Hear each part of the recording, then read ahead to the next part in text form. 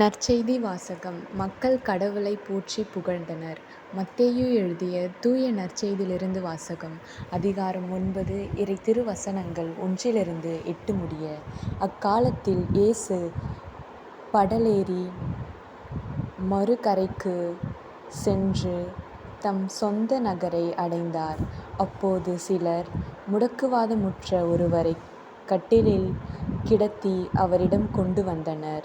இயேசு அவர்களுடைய நம்பிக்கையைக் கண்டு முடக்குவாதமுற்றவரிடம், "மகனே, துணிவோடிரு, உம் பாவங்கள் மன்னிக்கப்பட்டன" என்றார். அப்போது மறைநூல் அறிஞர் சிலர், "இவன் கடவுளைப் பழிக்கின்றான்" என்று தமக்குள் சொல்லிக் கொண்டனர். அவர்களுடைய சிந்தனைகளை இயேசு அறிந்து அவர்களை நோக்கி, "உங்கள் உள்ளங்களில் நீங்கள் தீயன சிந்தித்தேன். உன் பாவங்கள் மன்னிக்கப்பட்டன என்பதா? எழுந்து நம் என்பதா? இது எளிது. மண்ணுலகில் பாவங்களை மன்னிக்க மானிட மகனுக்கு அதிகாரம் உண்டு என்பதை நீங்கள் அறிந்து கொள்ள வேண்டும்" என்றார்.